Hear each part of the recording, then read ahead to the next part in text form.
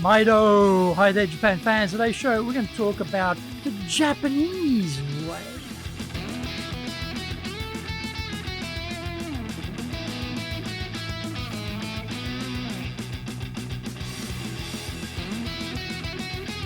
Present, Master Shimashou. This is the 8th year of the Presentation Japan series podcast, and we are beaming around the world to you from sunny Minato-ku in Tokyo.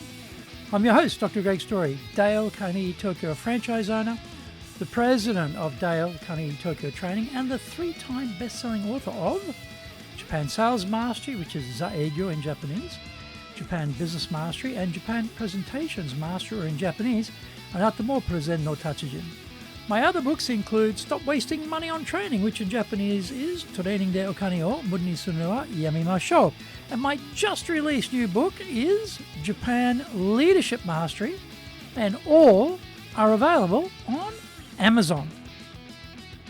Through this podcast, I want to help you become a better speaker to be 1, clear, 2, confident, 3, persuasive, 4, highly influential with those around you. Don't forget to subscribe and share this podcast with your family, friends, and colleagues. We are not being sponsored by Libsyn, but we value your privacy, which is why we have our podcast hosted by Libsyn. Unlike many other hosting organizations, Libsyn have a strict policy that does not allow access to your private information by anyone. Here is our daily podcast lineup on Apple Podcasts. Mondays, the Cutting Edge Japan Business Show podcast. Tuesday, the Presentations Japan series, and every second Tuesday, the Business Tachijin no Oshie show. Wednesdays, the Sales Japan series. Thursdays, the Leadership Japan series, and every second Thursday, the Business Pro Podcast show. Fridays, the Japan Business Mastery Show podcast, and Saturdays, Japan's top business interviews. Now, this is episode number 391. Today we're talking about the Japanese way of presenting. Foreign companies often want to appoint a Japanese person to be the head of their Japanese operation. This is done on the basis that they will know what is best for the business. This proclivity has made many washed up, tremendously mediocre Japanese presidents a lot of money and substantially extended their careers. At some point, the shareholders or the board start to ask why there are no results in the Japan operation. The local chief usually manages to fend off these rude enquiries for a few years until the jig is up.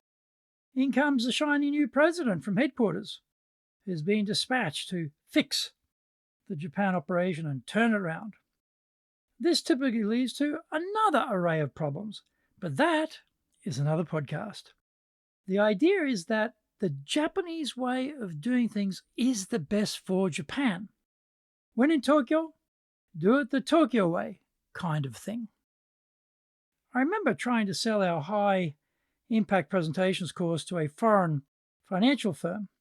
The Japanese lady I was speaking with told me she wanted the Japanese way of presentation instead of the Dale Carnegie Global Best Practice way. It is an interesting question, isn't it? How far do we go to accommodate the Japanese culture and way of doing things while still getting the maximum benefit from doing things at the highest possible level? We do meet foreigners here who've been here for a long time and have quietly gone troppo. They are trying so hard to assimilate, they are out-Japanesing the Japanese. What should we do about how we present in business? Should we go troppo too and do it the Japanese way? What is the Japanese way? Here is your handy dandy guide to going troppo when presenting in Japan and how to blend in with the locals. Number 1, monotone. Speak in a complete monotone voice and forget about using any voice modulation, pauses, or hitting of keywords and phrases. Some people will say this is just how it is, because the Japanese language is a monotone language, and so there is no chance for vocal variation as we have with foreign languages. That is almost true, except even Japanese speakers can use two mighty levers to elevate their presenting world. Speed and strength will produce the variety needed. Slowing words down for emphasis or speeding them up, both work well. Taking the strength down to speak in a conspiratorial whisper is good, and so is using power to hit key words. Number 2, be seated. Invariably, when I'm invited to speak in Japanese, the layout will feature a desk with my name written on paper, either draping over the desk or sitting upright on a paper tent. The microphone will be on a low stand. This is to make it clear that I am humble and I'm not standing above the audience, making myself out to be better than everyone else.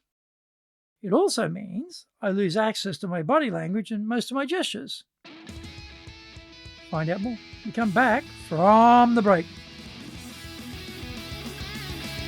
Our show today is brought to you by our public courses, but we also do custom in-house programs. We do them in Japanese, we do them in English, we do them in our super safe classroom, and we do them live online. The show today is being brought to you by, on the 11th of July, we'll have our Dale Carnegie course. That one will be the 3-day version. On the 24th of August, we'll have another Dale Carnegie course. That one will be the 12-week version. The website is www.dale-carnegie.co.jp. Email me at greg.story@dalecarnegie.com.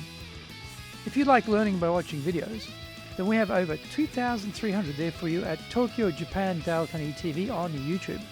We release 3 shows every week on YouTube. The Cutting Edge Japan Business Show, that's the premier business show in Japan, every Monday Tokyo time. Fridays we have the Japan Business Mastery Show, and on Saturdays we release Japan's top business interviews, where I interview leaders from SMEs right up to the corporate captains of industry on one topic, leading in Japan. Now, every second Thursday we release the Business Pro television show. Don't forget to grab my business best-selling books on Japan on Amazon. Japan Sales Mastery, which is Saegyo in Japanese, Japan Business Mastery, and Japan Presentations Mastery, or in Japanese, Anata mo Presen no Tachijin. My other books include Stop Wasting Money on Training, which in Japanese is Training de Okane o Muri ni suru wa yamemashou, and my just released new book is Japan Leadership Mastery, and all are available on Amazon. Welcome back. Number 3, no eye contact. Looking a superior in the eye in samurai times would get your head cut off for insolence.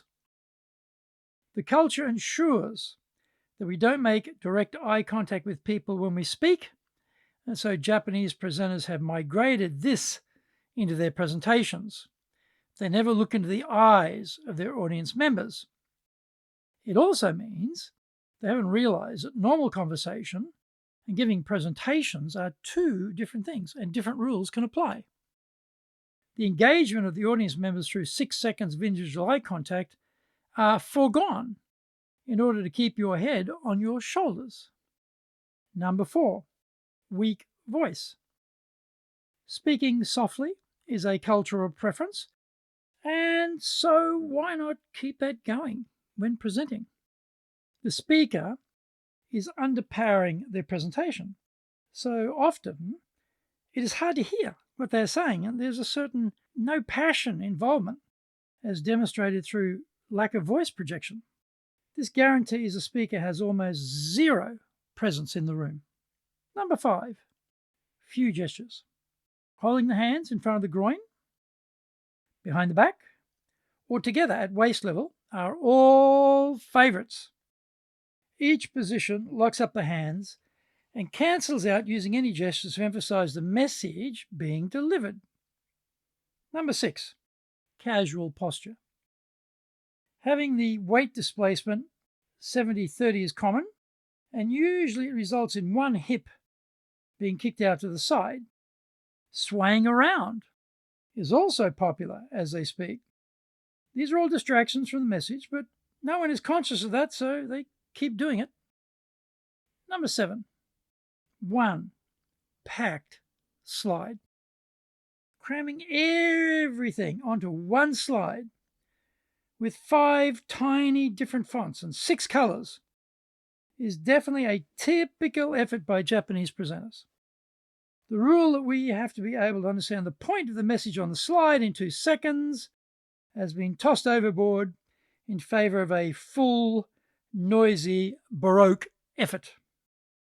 Good luck without Japanesing the Japanese when it comes to the Japanese way of presenting.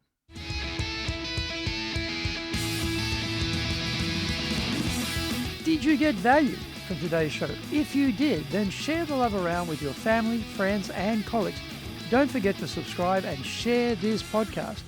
Until the next episode, go out there and apply the learnings from today and become a presentations legend amongst your circle. Thank you for joining me, and please tune in next week. Remember, I'm in your corner, your go-to guy for soft skills training in Tokyo, committed to your success here in Nippon.